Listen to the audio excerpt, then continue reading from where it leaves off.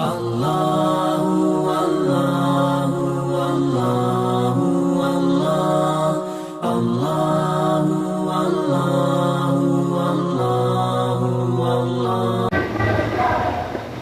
Bismillahirrahmanirrahim. Assalamualaikum warahmatullahi wabarakatuh. Alhamdulillah. Nasta'inuhu wa nastaghfiruhu wa na'udzu billahi min shururi anfusina wa sayyiati a'malina. May yahdihillahu fala mudilla lahu wa may yudlil fala hadiya lahu. Asyhadu an la ilaha illallah wa asyhadu anna Muhammadan abduhu wa rasuluh. Allahumma sholli ala Muhammadin wa ala ali Muhammad kama ba'd. Fa ya ayyuhan nas ittaqullaha mastata'tum wasma'u wa atii'u la'allakum turhamun. Faqala Allah ta'ala ya ayyuhalladzina amanu taqullaha ittaqullaha haqqa tuqatih wa la tamutunna illa wa antum muslimun. Baiklah Bapak-bapak sekalian, ikhwan fillah rahimakumullah.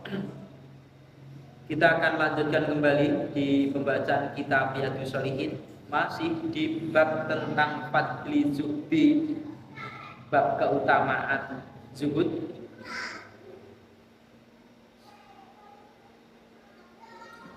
Kemudian di bab ini juga ada hasungan untuk menyedikitkan tentang dunia ini, ya zuhud fit dunia. Kemudian hasungan juga untuk menyedikitkan urusan dunia. Kemudian juga wafat lil fakri, keutamaan fakir. Jadi fakir itu ada keutamaannya. Sering orang enggak memahami sehingga fakir dianggap sebagai ujian. Memang ujian, kaya juga ujian, tapi seolah-olah yang namanya ujian adalah kemiskinan atau kefakiran, padahal ini adalah satu keutamaan. Seperti hadis yang telah lewat di bab yang sebelumnya itu adalah sampai-sampai Utsman bin Affan itu menangis karena disediakan makanan-makanan yang enak-enak ketika datang di bulan Ramadan, tapi justru menjadi ingat kepada saudaranya yang dulu seperjuangan meninggal, kemudian dia tidak meninggalkan harta, bahkan kafan yang untuk menutupi mayat dirinya saja tidak bisa mencukupi. Dia menyangka, berkhawatir bahwasanya apa yang Allah berikan di dunia ini akan dikurangi jatahnya di jannah. Artinya kayak menyesali kenapa saya kok kaya, itu kan tidak akan terjadi oleh orang-orang sekarang. Kemudian kita lihat kembali di bab yang ke-54 ini. Kemarin masih di pembacaan ayat-ayat yang berkenaan dengan bab.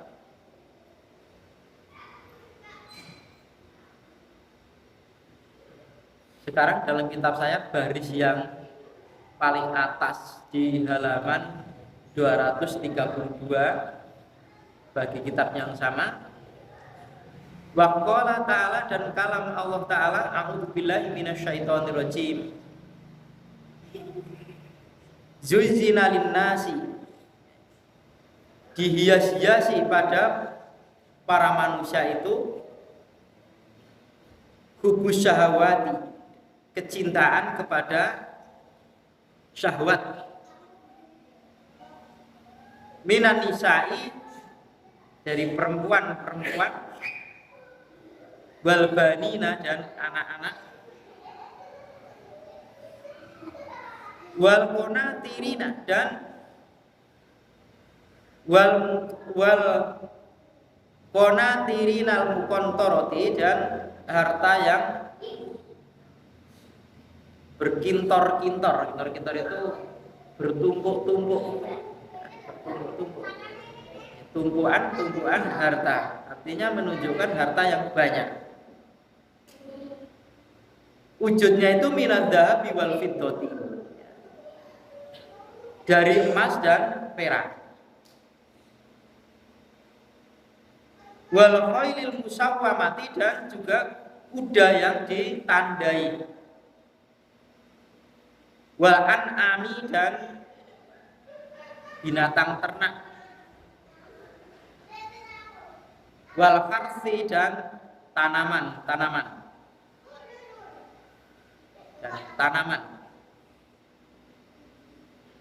Dzalika, yang demikian itu mata'ul hayatid dunia, mata perbekalan atau kesenangan kehidupan dunia. Wallahu, dan pada Allah itu indahu, di sisinya,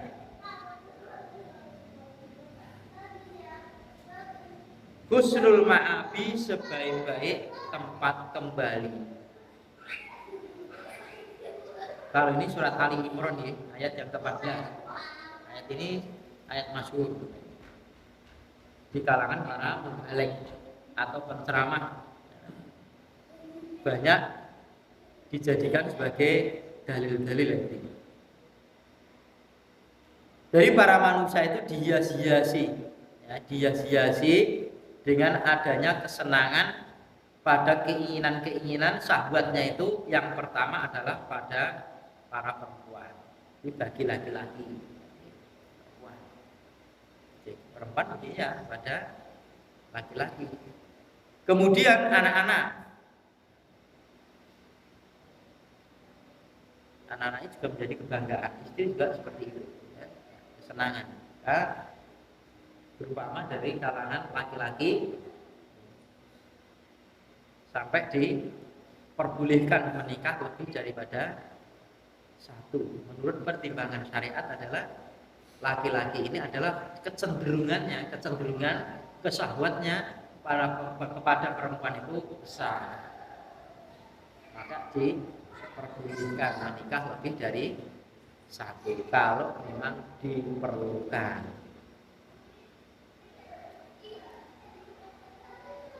Anak-anak juga menjadi kebanggaan orang tua, apalagi anaknya dianggap sebagai orang yang sukses meskipun ukuran dunia, kan lebih senang. Jadi, bahkan anak dijadikan bemper mungkin orang tua manakala dia di dunia ini terjadi sesuatu, maka anak yang diajukan. Apalagi kalau anaknya ini memang anak yang bisa diandalkan untuk dijadikan backing orang tuanya. Orang tuanya terkena kasus, adalah kesandung urusan saja, anaknya sudah ampun khawatir, mungkin kula sing dampingi panjenengan kan legowo. Ampun khawatir seandainya ini terjadi dan urusan yang benar. Tapi kalau urusan jahat ya biasanya juga dijadikan backing. Ada yang menjadi polisi, ada yang jadi pengacara, dan jadi hakim, dan jadi DPR, dan akhirnya dia kayak orang yang tidak bisa tersentuh hukum. Nanti punya sudah anak saya, bukan kepada semua. Itu kalau di dunia. Anak kata-kata seperti itu. Anak juga bisa mengangkat orang tuanya, bisa memberikan mahkota di akhirat kelak manakala dia mendidik anaknya sampai dia hafal Quran. Dan ini tujuan pokok. Seorang bapak atau orang tua mendidik anak ini tujuannya seperti itu. Karena anak harus paham juga kenapa saya harus menghafal Quran. Di samping pahala besar juga dia sudah otomatis sudah menjadi kebanggaan di akhirat kelak, memberikan mahkota kepada orang tuanya. Jadi Soekarjo ini seorang janda, kemudian punya anak beberapa anak, ya, dan suaminya meninggal. Dia berusaha menyekolahkan anaknya di pondok sampai cuma 7 itu berapa? Semuanya hafal Quran semuanya, Insya Allah. perempuan. Memang orang-orang yang sukses itu biasanya memang didikan ibunya. Bapaknya juga berperan, tapi lebih berat penting soal pendidikan ibu. Maka dari dulu zaman sahabat itu madrasah-madrasah yang rumah-rumah mereka. Ibu-ibu mereka itu adalah awal daripada guru-guru anak-anaknya. Ibunya siapa? Termasuk Rasulullah SAW ini, dia lahir, dia ayahnya tidak ada, tapi masih ada ibunya. Ada ibunya. Ya. Masuk Nabi Nuh. Kenapa anaknya kafir? Ibunya kafir. Bergaul cara. Kecuali kalau takdir. Tapi kebanyakan memang seperti itu. Kemudian harta yang bertumpuk-tumpuk ini juga sebagai hias-hiasan syahwat bagi manusia. Keinginannya seperti itu. Tidak bisa diingkari. Jangan kita sahabat juga begitu. Kan pernah bertengkar sahabat ini. Ketika selesai dari peperangan, Rasulullah membagikan harta ghanimah diberikan kepada orang-orang muhajirin yang awal-awal Islam semuanya, kemudian orang-orang Ansor itu tidak diberikan apa-apa kan? Wah, ini pembagian yang tidak adil ini. Ada salah satu sahabat yang mendengar dilaporkan pada Rasulullah marah. Kalau saya sudah tidak berbuat adil, kemudian siapa yang berbuat adil? Sampai di sabdakan Rasulullah, mereka pulang habis peperangan membawa apa bahasanya, kotoran-kotoran dunia, membawa sampah-sampah dunia, biarkan mereka membawa permainan-permainan dunia karena mereka baru-baru saja masih disenangkan kan. Sementara kalian sudah pulang membawa kalian dibersamai oleh Rasul, jadi dibimbing oleh Rasul kan. Itu artinya kan mereka juga harta dunia itu juga dibutuhkan oleh mereka. Karena kan di surat An-Anfal itu fa'aslihu baina dzati itu kan ada yang fa'aslihu tadi kan suruh mengislahkan, berarti kan ada perdebatan di kalangan mereka untuk mengislahkan mereka dalam hal urusan ghanimah. Tidak mengapa sebetulnya mereka itu harta. Kalau terjadi perang Uhud juga begitu. Melihat harta yang ditinggalkan oleh orang kafir yang saat itu pimpinan kafir yang masih dipimpin oleh Khalid bin Walid yang saat itu belum masuk Islam, punya strategi yang jitu, dan dia meninggalkan sebagian harta dan senjatanya, kemudian muslimin berebut itu mereka berputar arah kemudian menggempur muslimin dari belakang. Dan ada pasukan yang tidak mengikuti seruan daripada Rasulullah SAW.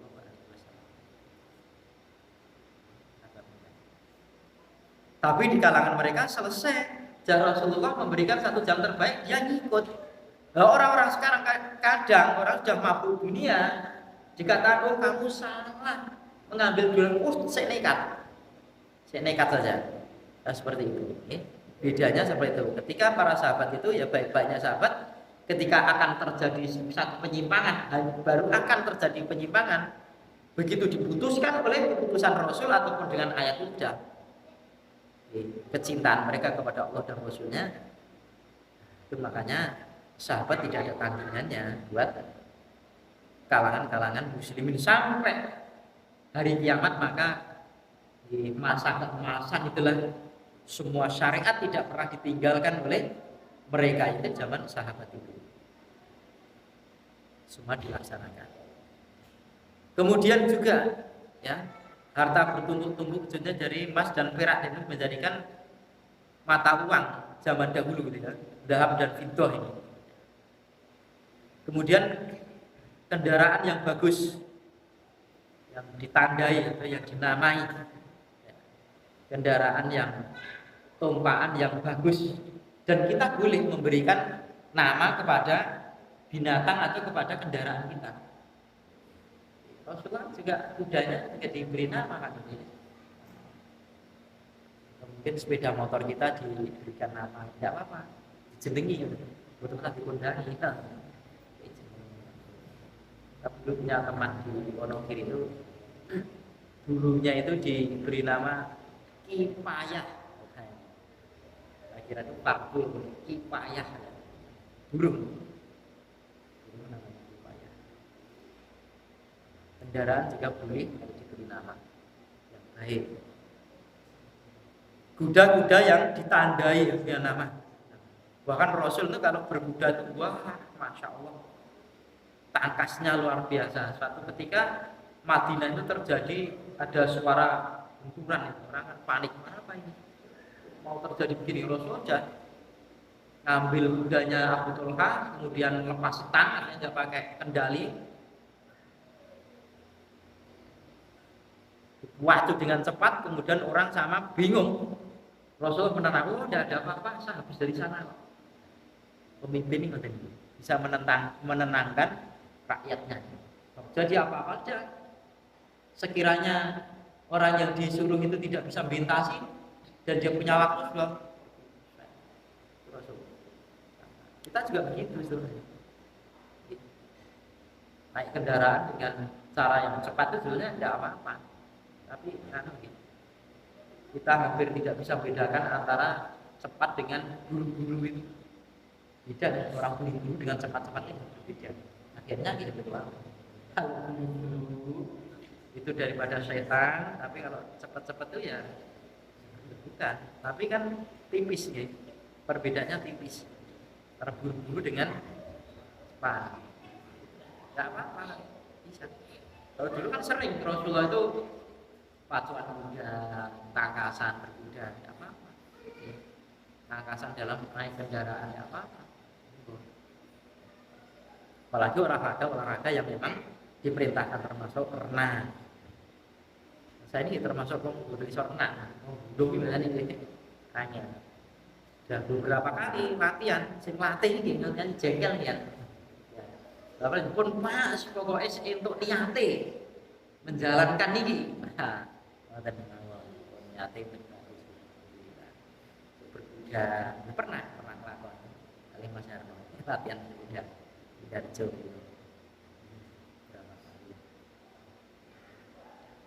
Kemudian wal an'am, binatang ternak, dah jadi kecenderungan. Kemudian ladang atau tanaman-tanaman, sudah apalagi petani, lihat hijau nanti menguning itu sudah lego tadi, lego. Lorong-lorong meningkat, ajeng ningali tanduran ini kadang-kadang. Ketemu tanduran di rong kilo ini seperti tekan, biasa. Tapi ingat itu semuanya adalah mata dunia, wallahu indahu husnul.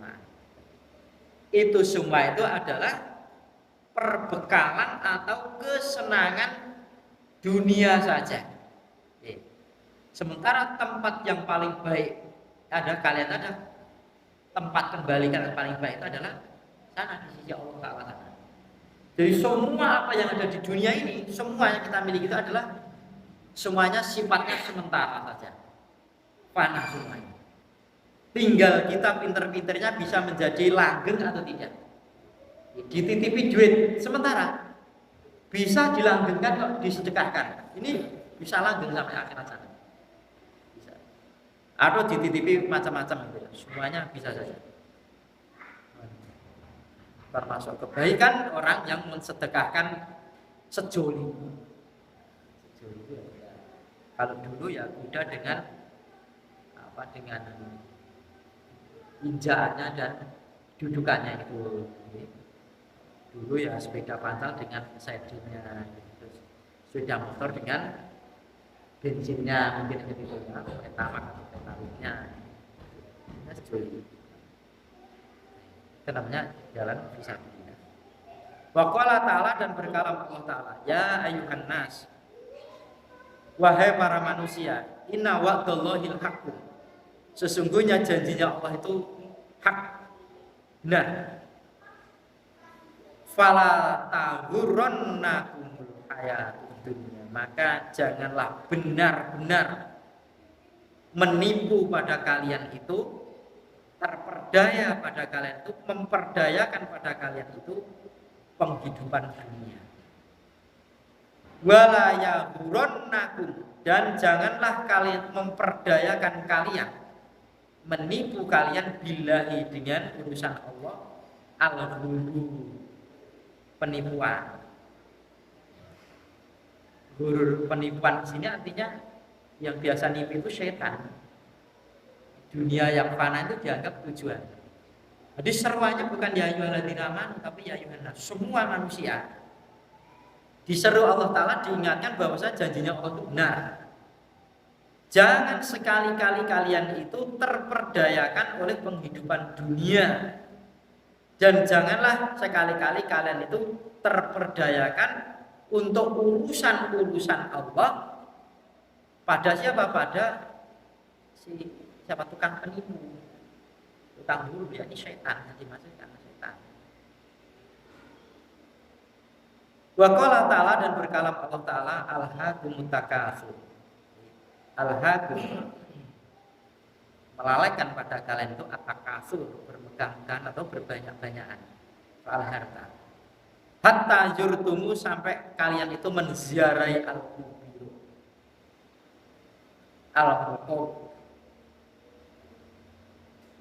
Al-makobir, sampai menziarahi kubur.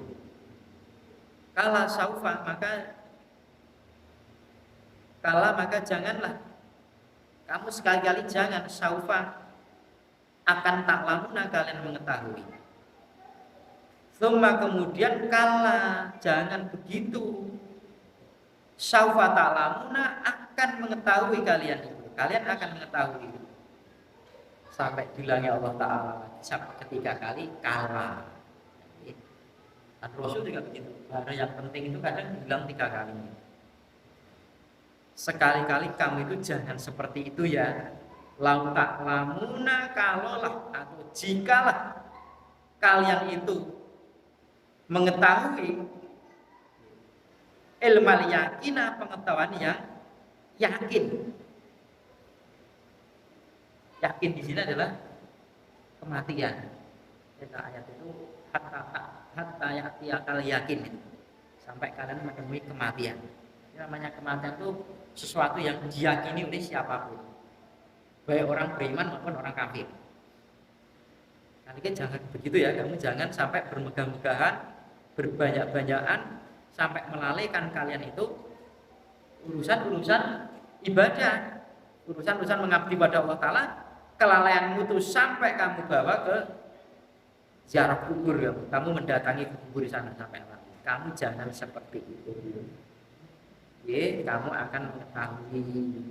Jangan begitu loh. Besok kamu akan mengetahui. Ya. Jika kalian ya akan mengetahui sampai kematian.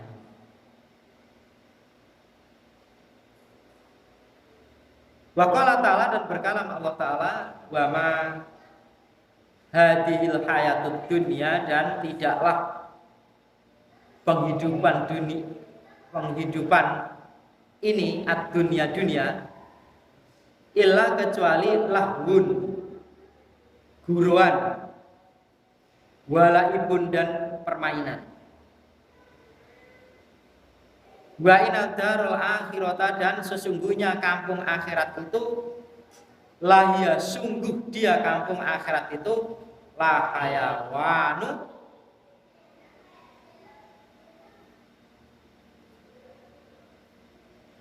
sesungguhnya penghidupan yang semestinya, yang sesungguhnya, ya penghidupan sesungguhnya. Laukan ya'lamuna, kalaulah kalian itu mengetahui. Jadi penghidupan dunia itu cuma guruan dan permainan saja. Dan kampung akhirat itu, dia itu kampung akhirat sesungguhnya hidup, sesungguhnya kampung, kalau kalian mengetahui. Wal babu, wal ayatu, dan ayat-ayat fil babi, pada bab ini,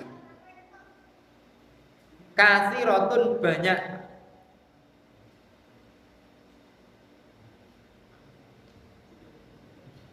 masyhuratun, yang terkenal. Jadi Ini sebagian dalil saja, tapi dalil-dalil tentang bab ini banyak sekali, masih banyak yang lainnya. Wa amal hadis, kemudian adapun hadis-hadis fa'aksaru, maka banyak juga min dari an, bahwasanya tuh sorok telah diringkas fanunak bihu pada penjelasannya bitorikin minha,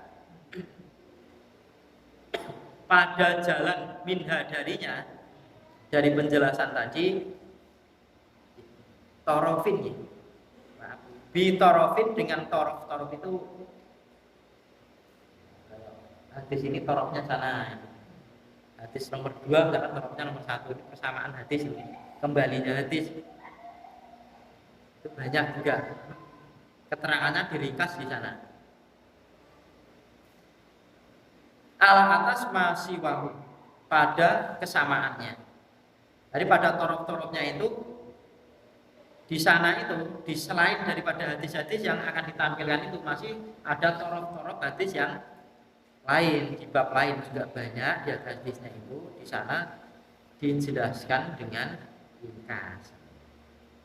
Maksudnya hadis yang pertama di bab ini, an Amr bin Aufin al-Ansori, dari Amr bin Auf al-Ansori radhiyallahu anhu, anna Rasulullah sallallahu alaihi wasallam, bahwasanya Rasulullah sallallahu alaihi wasallam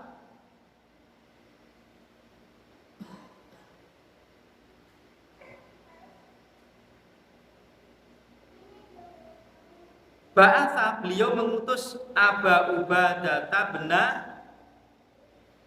Al-Jawahi Al-Jarrahi. Beliau Nabi sallallahu alaihi wasallam mengutus Ubadah bin Jarrah radhiyallahu anhu ilal Bahraini, pada Bahrain. Bahrain ini nama kampung. Nabi sallallahu alaihi wasallam pernah mengutus Ubadah bin Jarrah pada Bahrain.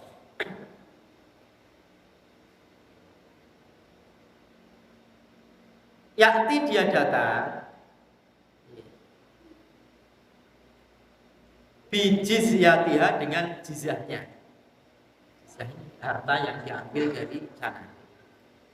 Bahasa upeti apa? Pungutan dari negeri Bahrain. Kalau disebut jizyah itu berarti negeri itu tidak memasuk Islam tapi di bawah perlindungan kaum muslimin. Maka dia harus membayar upeti tadi, membayar pajak lah bahasa kita, membayar pajak untuk perlindungan kaum muslimin. Ya, kali ini kan jizyah.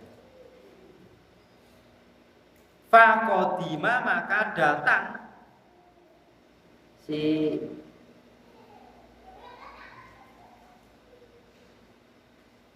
Ubadah bin Jarrah tadi bimalin, dengan harta minal Bahraini, dari Bahrain.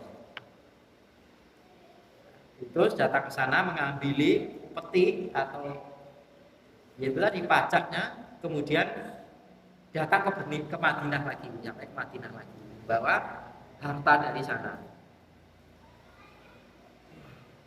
Fasami'atil ansoru, maka orang-orang Ansor itu mendengar bikudumi, dengan kedatangan si Abi Ubadah tadi, Abi Ubadah bin Jarrah tadi, kedatangannya itu didengar, dia sudah datang.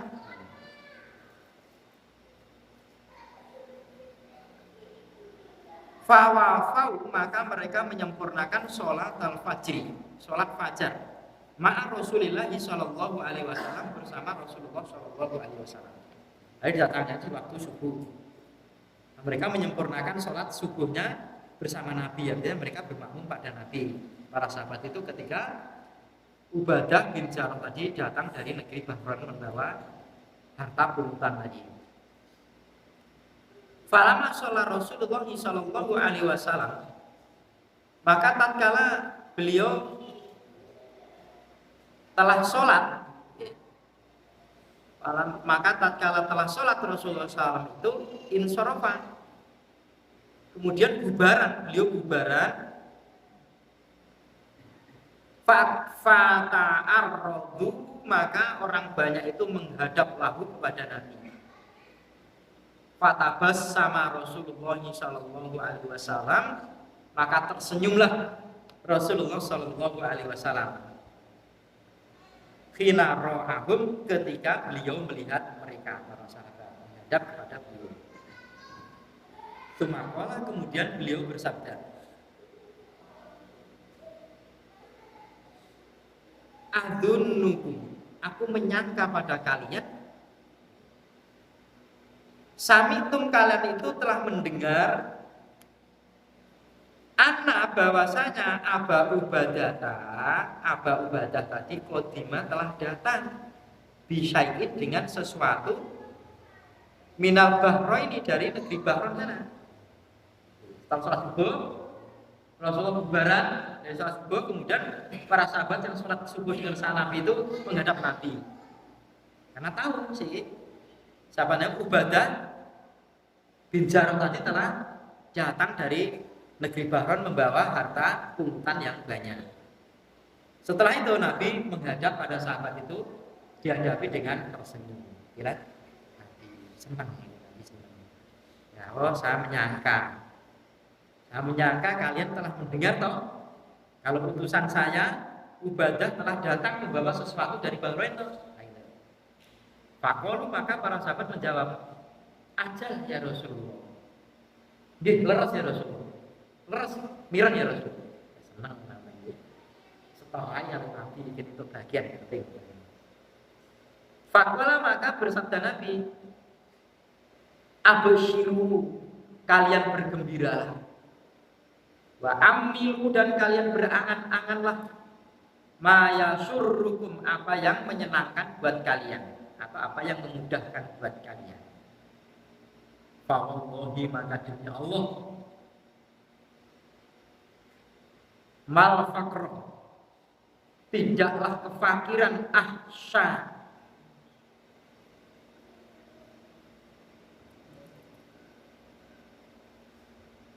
aku takutkan alaikum, atas kalian, walau ini akan tetapi aku itu ahsya, khawatir atau takut,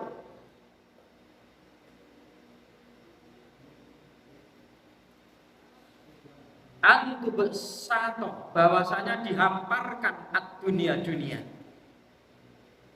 alaikum, atas kalian, kama husitot, sebagaimana telah dihamparkan alaman atas orang yang kana adalah berlaku sebelum kalian. Fatanafasuha, maka kalian sama berlomba-lomba dengan hamparan-hamparan dunia tadi. Kama tanafasuha, sebagaimana mereka telah berlomba-lomba pada dunia tadi.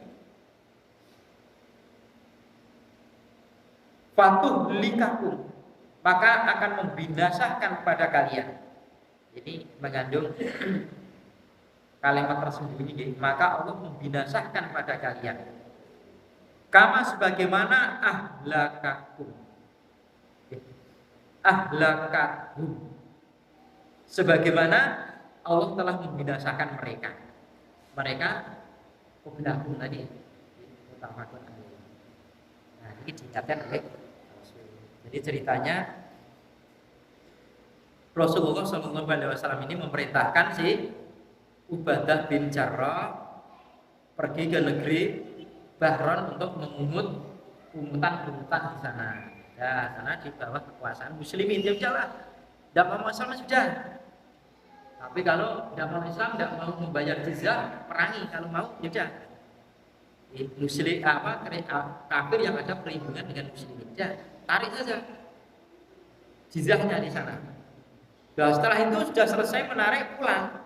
Lah, kepulangan si Ubadah tadi di pagi hari ketika para sahabat yang ada di Madinah itu baru mengerjakan sholat subuh bersama Rasulullah. Sampai disempurnakan sholat itu sampai selesai, Rasulullah bubaran. Ketika bubaran itu, para sahabat itu yang tadi sholat jamaah itu langsung menghadap kepada Rasulullah. Rasulullah tersenyum, ngerti sing dikarepi sahabat itu. Oh, ya, aku menyangka kalian telah mendengar bahwasanya si Ubadah qadima bisyai'in minal bahra ini. Ubadah itu telah datang membawa sesuatu dari negeri Bahrain. Mereka jawab, "Nggih ya Rasulullah.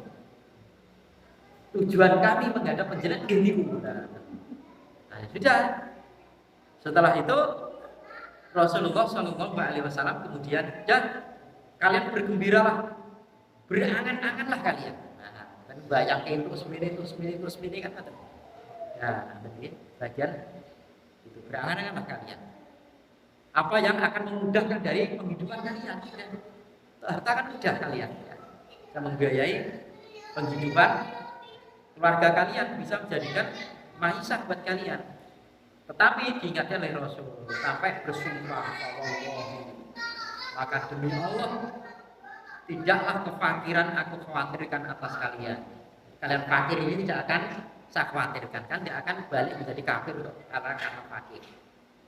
Akan tetapi yang saya khawatirkan ini justru dunia ini akan dihamparkan oleh Allah Ta'ala. Dibukalah kemudahan-kemudahan dunia, terus kemudian kalian itu sama berlomba-lomba. Kalau sama bercepat-cepatan di urusan-urusan dunia ini, sebagaimana orang dulu juga begitu. Ketika mereka masa sulit bersatu, ketika sudah ada mudahnya, ada duitnya, kemudian cekcok. Sudah hati-hati macam seperti ini. Dan ini tidak satu dua, mungkin organisasi dan apa. Nah, kalau tidak ada duitnya, apa sih dicekcok ini? Ketika tidak ada duitnya, semua amal soleh itu bilang iya ini. Tapi begitu ada duit, sudah. Aduh, piro ini? Sini kan sama. Gaji piro lah mana ini? Tidak urung lah itu saja. Jadi pertimbangan jujur apa saja. Satu sama lain diingatkan oleh Rasulullah. Kalian janganlah itu. Tapi ingat, kalian jangan berlomba-lomba setelah dapat harta benda ini kalian tidak sapi ini dan sebagainya. Sebagaimana orang juga seperti itu. Tetapi dengan kejadian seperti itu orang dulu itu dibinasakan oleh Allah Ta'ala. Kalau kalian juga begitu sama. Ini diingatkan oleh Rasulullah SAW. Ya, kita kalau dititipi banyak harta ya sudah. Tidak perlu, artinya tidak berlomba itu tidak orang ngisak-ngisak gitu. Orang ngoyo orang ini. Mungkin beli tunggangan yang bagus, bikin membangun rumah, mungkin begitu ya. Ya apa-apa ini. Tapi kalau sudah bangun rumah kemudian lihat yang lainnya terus ngisak-ngisake. Saya cuma begini. Tonggoku iso ngono terus kemudian piye carane supaya iso ngumpuli tonggo nilai ini. Apalagi ada rasa ngil di dalam hatinya, ya, ada kedengkian dalam hatinya, ya. Dan ingat bahwa sekalian, ya, sebagus apapun kalau kita punya rumah, kalau tidak dibacakan Al-Quran ya kuburan. Lampu mencar-mencar itu ya kan diperintahkan nawi biutaku di sholat dengan Al-Quran, bacaan Al-Quran untuk dengan sholat. Ojo jadi kayak omahku yang kuburan ya. Bacaan Quran. Terus sesekali dibikin kajian. Makanya senang ada kajian keliling baca Quran. Wah itu sudah ambil barokahnya. Asal buatan lumba-lumba itu mungkin subahnya lumba-lumba. Subahnya terus didadilah lah ini. Nanti tujuan pokoknya ini harus dijaga sekali lagi. Artinya begitu ada harta itu sudah pasti. Wong Nabi sampai wanti-wanti. Dan yang diwanti-wanti ini sahabat. Apalagi kita. Sahabat pun diwanti-wanti, dikhawatirkan. Kedudukannya sahabat yang imannya seperti itu, tingginya ya imannya itu sampai memuncak seperti itu saja, dikhawatirkan oleh Rasulullah kalau harta dunia ini sudah dihamparkan oleh Allah Ta'ala, dimudahkan buat mereka. Rasulullah khawatir, bukan kefakirannya, tetapi justru itu yang dikhawatirkan. Apalagi kita lebih dikhawatirkan lagi. Padahal kalau boten ngukuli sahabat, Nabi khawatir kita boten itu benar-benar Nabi jawab. Ya, kalau kita bisa menguasai itu ya sudah. Masalahnya sudah pun tadinya kayak Abdurrahman bin Auf, Utsman bin Affan, kata orang-orang mengeluarkan hartanya kan kayak orang dirosopi kata Mas, pun plong pun tidak ada, masya Allah, ada kiriman Allah kan betul dan tidaknya ya, ada seorang perempuan itu membangun pondok pesantren itu miliaran, bukan 1 miliar 2 miliar, di atas 5 miliar uang sendirinya. Pondoknya bukan dia tidak butuh harta, bukan dia mengharapkan janji Allah intan surul yang suruh bayar sabit agama. Tolong agama Allah akan menolong, akan jejeki, rasanya menegakkan daripada tumit-tumit kalian teguhkan. Ya, buat kita ini monggo lah kemampuan yang ada. Paling tidak ada bagian-bagian yang harta itu tidak terputus di dunia, tapi juga sampai di akhirat yang akan kita ambil besok. Jadi intinya tidak ada baiknya orang yang dititipi dunia itu kalau tidak dijalankan di jalan Allah, tidak ada baiknya. Jangan kita beranggapan ya orang kaya berarti disukai oleh Allah Ta'ala, jangan. Terkecuali kalau dia itu hartanya ini di jalan kebaikan, itu dijalani. Dan di dunia dia diberi kebaikan, di akhirat tambah lagi diborong kayak orang-orang kaya semua. Begitu yang miskin menyesuaikan apa yang kita mampu. Ya, sampaikan untuk hari